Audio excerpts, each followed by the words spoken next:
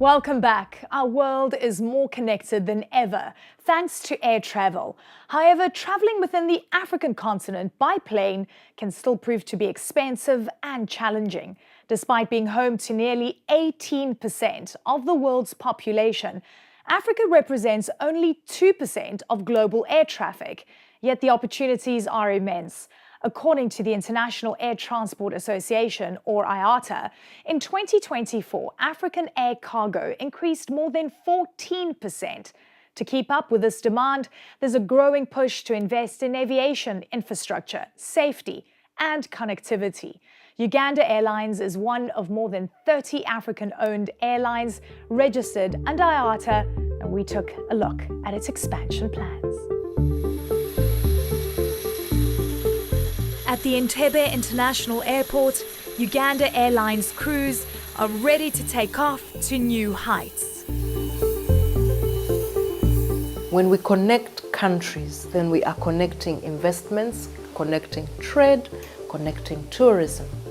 As Uganda Airlines, we see ourselves right in the middle of that. The airline has seen a steady increase in passenger travel in recent years. It says it carried 77,000 travelers in 2019, with a massive jump to 450,000 last year. It flies to 16 destinations around the continent and abroad, most recently adding routes to Nigeria, Zimbabwe, and Zambia. The only plan that one can think of is how do you open up Uganda to the world? And that's where the strategy of our destinations is. For Uganda Airlines CEO Jenifer Bamuturaki, collaboration is key to boost intra-African travel. It's mind-boggling that between African countries, I'll pay more than if I'm flying off the continent to Europe.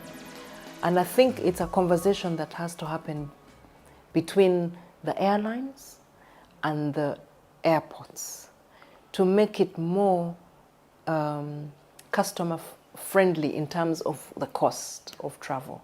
When we move traders from Southern Africa, from West Africa, and move them to East Africa, that's already a connection we're doing.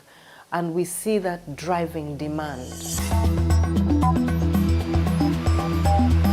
The airline opened its own cargo operations in 2021 and now has the capacity to transport 5,000 tons a year. Currently, we're carrying all our cargo in our belly because we don't have a cargo freighter. But one of the ways that we're expanding, we're growing our fleet. The plan is to have 2 cargo freighters over the 5 years, a 20-ton and a 40-ton.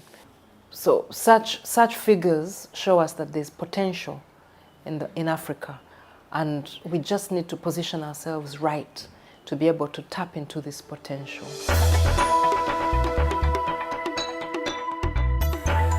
The International Air Transport Association expects 72.5 million tons of goods to be transported by air globally in 2025, with a portion of that coming from Africa. Uganda Airlines hopes the implementation of the African Continental Free Trade Area, the world's largest free trade deal, will help ease this additional movement of goods. We don't want to lower the bar in terms of quality, but we want to lower the bar in terms of taxation, in terms of free movement of these goods. There has to be a common understanding between countries. As we expand, we see ourselves connecting more of the cargo. And I'll tell you, not just within Africa and off the continent, whereby African products are sold on other continents.